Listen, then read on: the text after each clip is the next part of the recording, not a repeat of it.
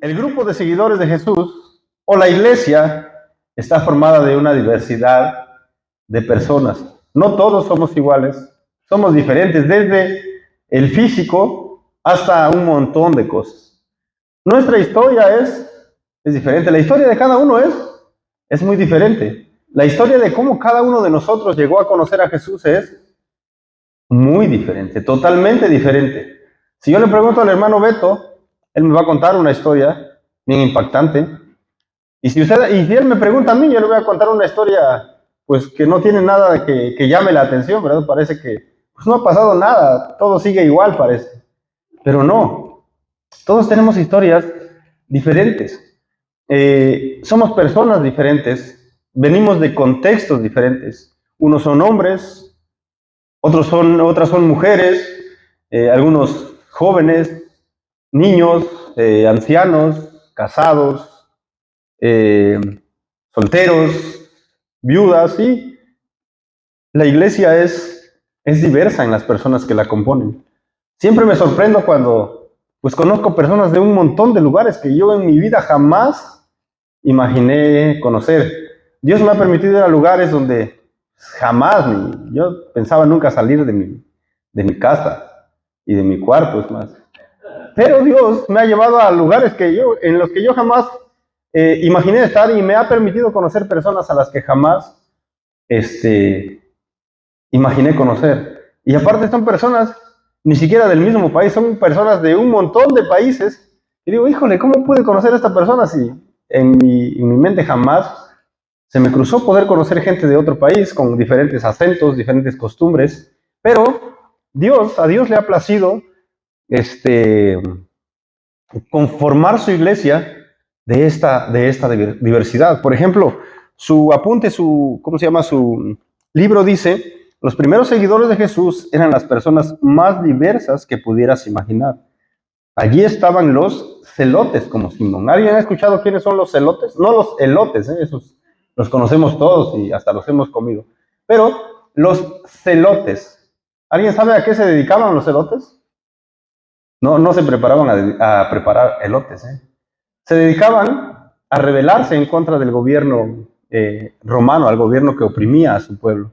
Entonces, la máxima tarea de ellos era poder asesinar a un oficial romano. Entre más importante era, pues mayor era el triunfo. Eran unos rebeldes que pues trataban de lograr la liberación de su pueblo.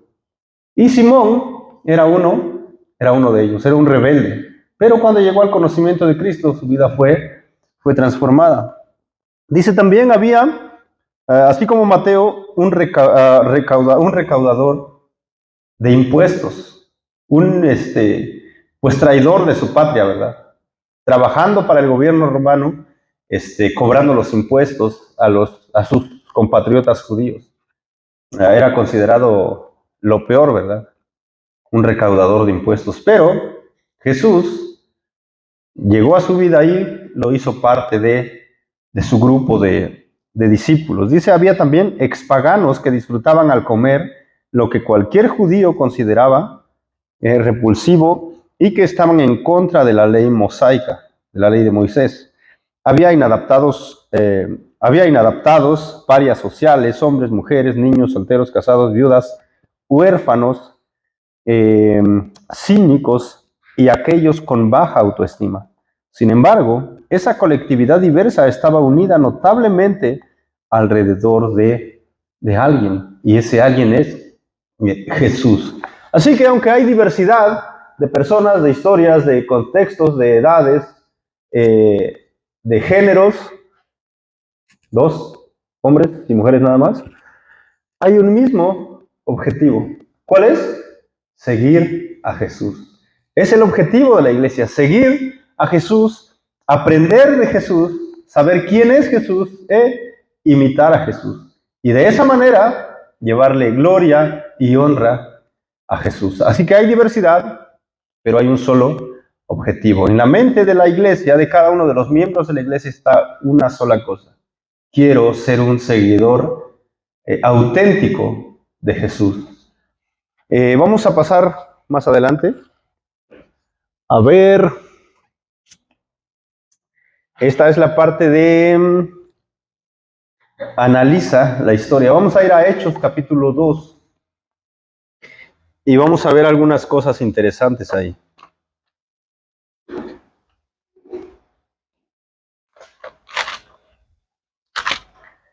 Hechos capítulo 2.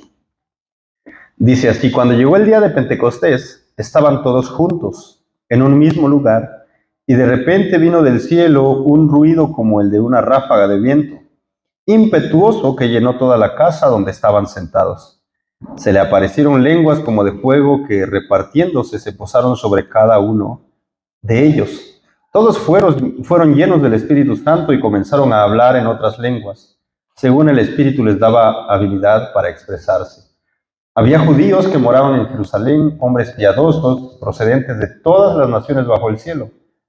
Al ocurrir este estruendo, la multitud se juntó y estaban desconcertados, porque cada uno los oía hablar en su propia lengua. Estaban asombrados y se maravillaban diciendo: miren, ¿no son galileos todos estos que están hablando? ¿Cómo es que cada uno de nosotros los oímos hablar en nuestra lengua en la que hemos nacido? Partos, medos y elamitas, habitantes de Mesopotamia, Judea y Capadocia, del Ponto y de Asia, de Frigia y de Panfilia, de Egipto y de las regiones de Libia alrededor de Cirene, viajeros de Roma, tanto judíos como prosélitos, cretenses y árabes. Los oímos hablar en nuestros propios idiomas de las maravillas de Dios.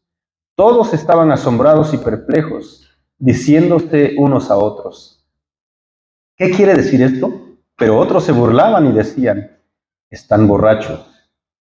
Entonces Pedro, poniéndose en pie con los 11 apóstoles, alzó la voz y les declaró: hombres de Judea y todos los que viven en Jerusalén, sea esto de su conocimiento y presten atención a mis palabras, porque estos no están borrachos como ustedes suponen, pues apenas es la hora tercera, sino que esto es lo que fue dicho por medio del profeta Joel. Y Pedro empieza a predicar en ese día de Pentecostés. Vino el Espíritu Santo, los apóstoles empezaron a hablar en diversas lenguas humanas, los árabes entendían su idioma, los cretenses pues entendían su idioma, y todos aquellos de diferentes nacionalidades o pueblos, cada uno entendía su idioma, porque los apóstoles empezaron a hablar en los idiomas de ellos. Entonces ellos escuchaban y se maravillaban y decían: ¿qué está pasando? Es tan temprano y estos hombres están borrachos ya.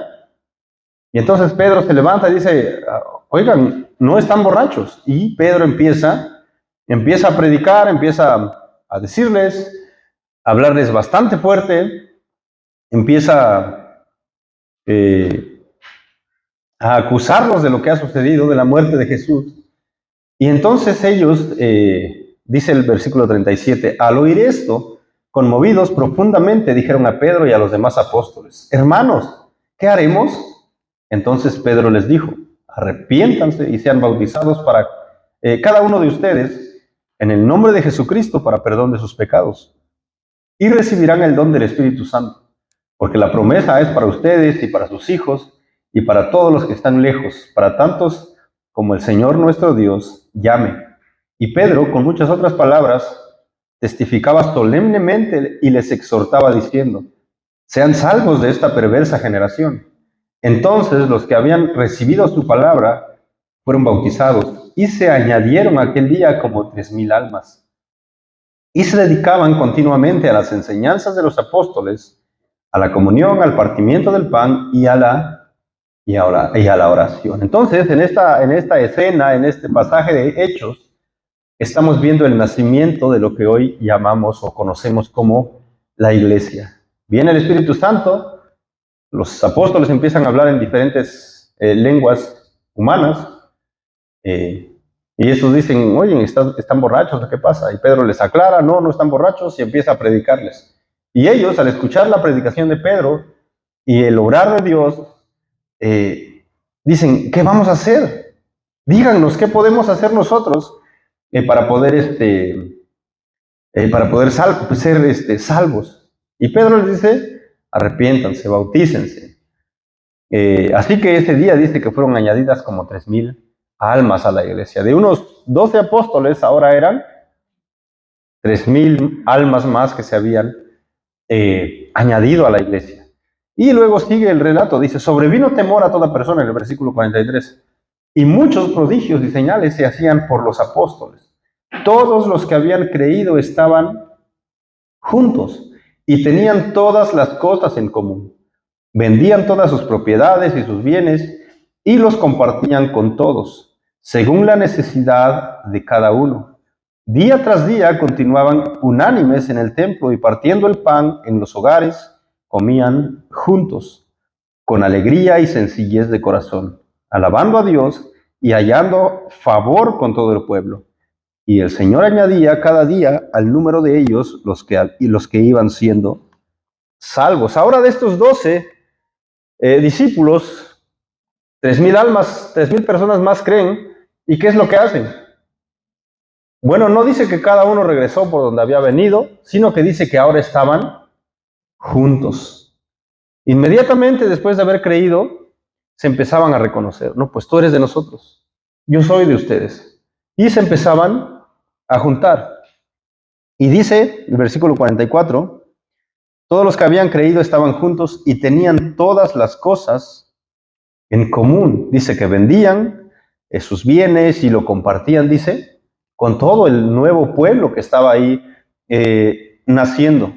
Dice el versículo 46, día tras día continuaban unánimes en el templo y partiendo el pan en los hogares, comían juntos con alegría y sencillez de corazón. Esta palabra juntos y esta palabra unánimes son bastante importantes. Ahí creo que está, bueno, primero está la ilustración de unos personajes ahí que están, no sé cómo se llama, remando, creo. Imagínense que uno empieza a remar hacia atrás y el otro empieza a remar hacia adelante. ¿Qué va a pasar? Pues no van a llegar a ningún lado, ¿verdad? Tal vez terminen volteados y ahogados, pero no van a llegar a ningún lugar. Pero normalmente, cuando unos hombres se suben a uno de estos, ¿hacia dónde van a remar? Hacia donde todos quieren llegar. Tienen un punto, tienen una meta y todos empiezan a remar y a trabajar para cumplir esa meta.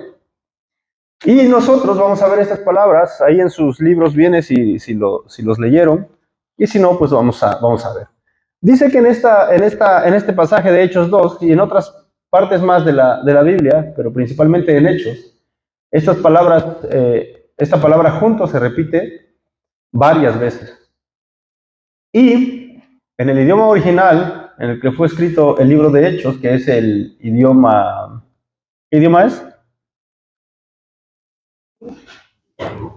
El griego, ¿verdad? En el cual fue escrito pues, el Nuevo Testamento. En el idioma griego hay por lo menos 3 palabras para esta palabra que en nuestro español se traduce como juntos o unánimes. La primera palabra para traducir o para que quiere decir juntos en nuestro idioma es la palabra, bueno, no se ve muy bien, pero dice epi. Y esa palabra quiere decir en la presencia de. Dice, describe el lugar que ocupa algo, el lugar geográfico. Por ejemplo, si nosotros queremos hablar del lugar que ocupa el hermano Beto, vamos a decir, no, pues el hermano Beto está junto o frente a la computadora, junto a la computadora, junto a la hermana Gris. Está describiendo su lugar geográfico. Y esto se usa en el versículo 44, donde dice, todos los que habían creído estaban juntos, estaban así como nosotros, estamos juntos, epi, juntos, describiendo el lugar geográfico en donde las personas se encuentran. La otra palabra es la palabra, en el versículo 46, homotumadón. No sé cuál es la pronunciación correcta, pero por lo menos podemos leerla así. Y dice que quiere decir con una mente. Eso quiere decir, con una mente.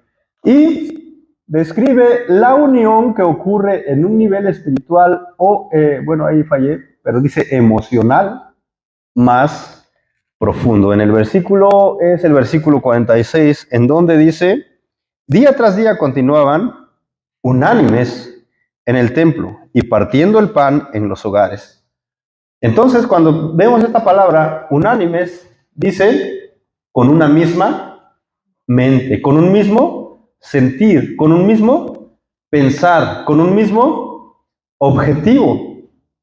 Así como todos deberíamos estar aquí unánimes, con el mismo deseo, con la misma meta de glorificar a Dios, de aprender más acerca de Dios. Ese debería ser nuestro deseo al estar aquí nosotros escuchando o sentados, al nosotros juntos estar cantando. Vamos a glorificar a Dios, una misma mente, un mismo objetivo. Y la tercera palabra que se usa para juntos es metalamano, que quiere decir participar en el versículo 46. Dice el versículo 46, comían juntos con alegría y sencillez de corazón. Participaban en lo que estaban haciendo. Y yo creo que las dos primeras palabras pues son fáciles para nosotros de cumplir. Estar juntos. Por ejemplo, ahorita estamos juntos, uno al lado del otro. La tercera palabra, pues es más fácil todavía, creo. Dice que comían juntos. Bien fácil, ¿verdad? No, pues vamos a comer todos juntos, no hay problema. Pero la situación difícil llega cuando hablamos de estar unánimes. Eso es el problema muchas veces en la iglesia, que no todos somos o estamos unánimes, con una misma mente, con un mismo objetivo. Generalmente cuando estás en una empresa, pues cada quien tiene sus propios objetivos, ¿verdad? Cuando llegas a trabajar a la empresa te dice, este es el objetivo de la empresa, a esto queremos llegar. Pero normalmente muy pocos trabajan para lograr ese objetivo. Todos trabajan para lograr sus propios objetivos. Yo estoy trabajando ¿para qué? No para lograr los objetivos de la empresa, sino para ascender de puesto, para que me paguen un poquito más, ¿verdad? Pero cuando hablamos de la iglesia, todos deberíamos estar trabajando o pensando lo mismo. Todos deberíamos tener la misma mente. Recuerdo esa canción de, ¿cómo se llama? Un siervo para su gloria o para tu gloria, no sé cómo se llama, que dice, pon en mí la misma mente que hubo en Cristo. Y este debe ser el anhelo de la iglesia también. Pon en mí la misma mente que hubo en Cristo. Quiero estar unánime con Cristo. Y dice luego, hazme un siervo para tu gloria, porque de eso se trata. Somos siervos. Pero ¿cuál es el objetivo de ser siervos? Que sea para la gloria de Dios. Entonces, estamos unánimes aquí, o por lo menos eso es lo que esperamos. ¿Qué más podemos ver? Vamos a dar otro clic a ver si aparece algo más. Dice, proximidad no es colectividad, pero colectividad siempre es proximidad. Ahora, ¿de qué hablamos cuando hablamos de proximidad? Ahí está la definición. Dice, proximidad quiere decir, o es la circunstancia de estar a poca distancia de un punto, que se toma como referencia en el espacio o en el tiempo. Proximidad, todos están próximos en este momento, uno al lado del otro. Pero recordemos otra vez la definición de colectividad. Colectividad se refiere al conjunto de personas que persiguen un objetivo común, al conjunto de individuos agrupados que comparten los mismos intereses, ideales o que se reúnen para un fin. Lamentablemente, la iglesia a veces se ha vuelto un grupo que está en proximidad nada más, pero no llega más allá, no llega a estar en colectividad. Muchas veces no estamos persiguiendo el mismo objetivo, no estamos persiguiendo la misma meta que, como dijimos, es la gloria de Dios. Muchas veces estamos próximos, pero no estamos en colectividad. Pero si logramos estar en colectividad, siempre es lógico que vamos a estar en proximidad. Proximidad no es lo mismo que colectividad, pero la colectividad siempre lleva a la proximidad.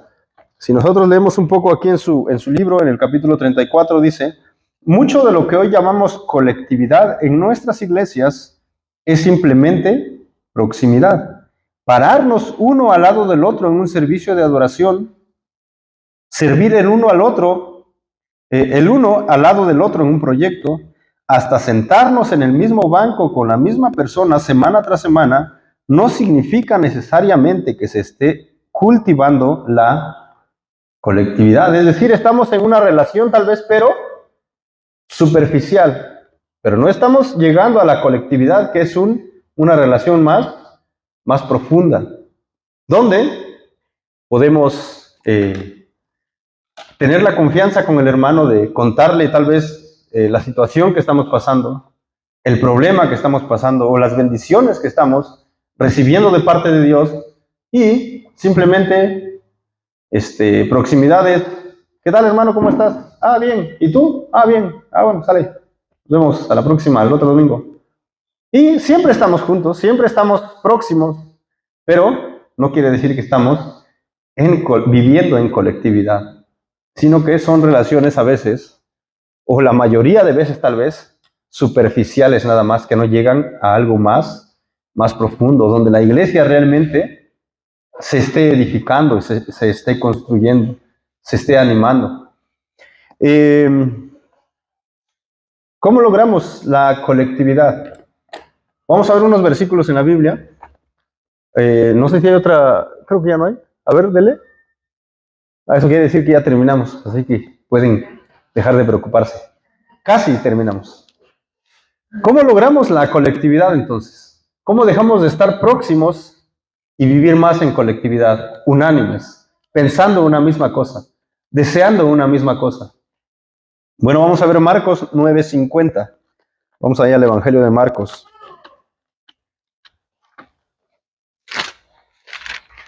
Capítulo 9,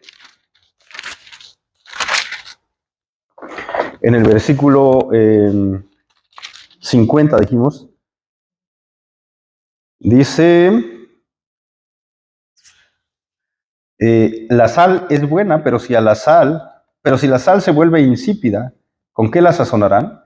Tengan sal en ustedes y estén, dice, en paz los unos con los otros. Todos los versículos que vamos a leer, o la mayoría, van a decir los unos con los otros. ¿Por qué? Porque como dijimos, el cristianismo es relación. Unos con otros. Estén en paz los unos con los otros. Vamos a ver Juan capítulo 13, versículo 14.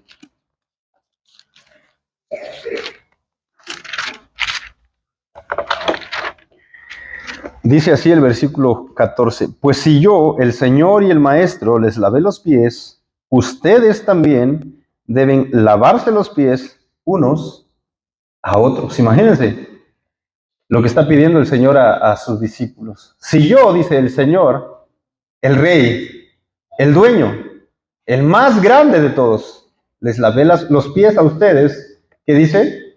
Ustedes también deben lavarse los pies los unos a los otros. Relación. No dice lávense los pies ustedes mismos, sino los unos a los otros. Entonces se está hablando de una relación bastante profunda, de bastante confianza entre hermanos. ¿Qué más dice el Evangelio de Juan en el capítulo 13 ahora, versículo 34? Un mandamiento nuevo les doy, que se amen los unos a los otros, que como yo los he amado, así también se amen los unos a los otros. Es interesante cómo el Señor pide cosas, lávense los pies unos a otros, ámense unos a otros, pero siempre poniéndose a Él como ejemplo. Así como yo les lavé los pies, así como yo los amé a ustedes, ahora ámense los unos a los otros. Vamos a Romanos, capítulo 12, versículo 16, y con eso casi estamos terminando. Romanos, capítulo 12, versículo 16. Dice, tengan el mismo sentir unos con otros. No sean altivos en su pensar, sino condescendiendo con los humildes. No sean sabios en su propia opinión. Tengan el mismo sentir unos con otros. Tengan la misma mente. Tengan el mismo deseo. Mírense como iguales los unos a los otros.